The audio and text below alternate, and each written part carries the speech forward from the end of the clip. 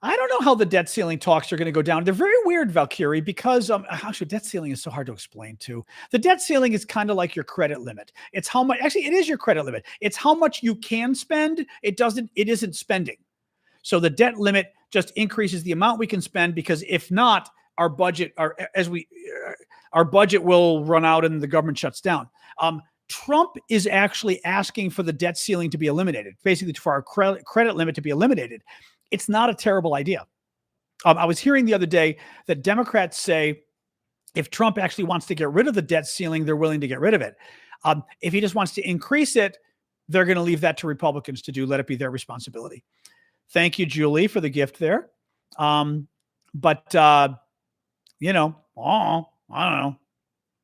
I don't know how it's going to go. They've got a very small margin in the Senate, in the House.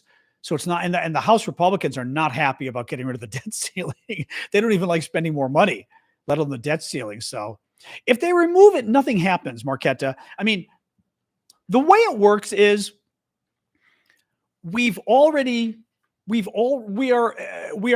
every year we spend more than we make. Okay. The government. So every year we add more to the debt. As every day goes on, let's pretend 15% of our budget is debt or something, is 15%. We're 15% over, let's say, right? It may even be more than that, but how far over, how much more we spend than we make? Let's say it's 15%. Every day, just to make it simple, 15% of the money we spend is adding to the debt, right? The rest of it is money we actually make on taxes and stuff, but 15% of our federal spending goes to the debt. So every day, another 15% of that day's spending gets added to the debt. So every day the debt goes up. The debt ceiling says the debt can only be this high. So all of a sudden you get to February, March, April, May. I'm making up the date here. May. Well, now we've hit May. All of a sudden, if the government spends any more money, the debt is going to go up to here. The debt isn't allowed to go up to here. So all of a sudden the government has to stop spending money and the government shuts down.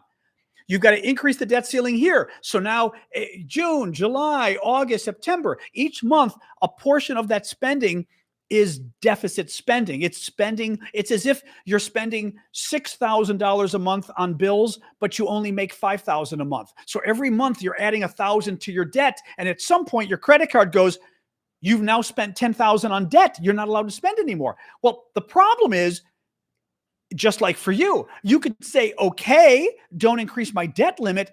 But if I don't spend the extra $1,000 a month, I'm not buying food for the kids, right? And it's the same thing for the federal government. Then we're not going to spend the money on Medicare. We're not going to help veterans when they call. We're not going to build roads. I mean, that's the problem, is if you don't increase the debt ceiling, then the government literally stops functioning. So one theory, which is not a bad idea, is just to get rid of it. It's a stupid thing because spending can't increase anyway unless Congress passes a budget, right? That's the way it works. Oh, Scott, anybody who says bud once they're over the age of 12. Oh, wait, there he is. Bye-bye. But yeah, so that's the idea with the debt ceiling. And the critics, not critics, but people who want to get rid of the debt ceiling say, Congress and the president have to agree on the budget anyway. Just because you get rid of the debt, just because, for example, my American Express card has no debt limit. Well, guess what? I pay it off each month. I don't have a lot of debt on my American Express card just because there's no limit to the amount of debt I can have, right? My other credit cards, maybe I've got 10,000 or 12,000 on another credit card. I never even acquire debt. I get my bill and I pay it because I don't want to have the debt. Just because you get rid of the ceiling doesn't mean you will take on debt. That is a decision by Congress and the president. So there you go.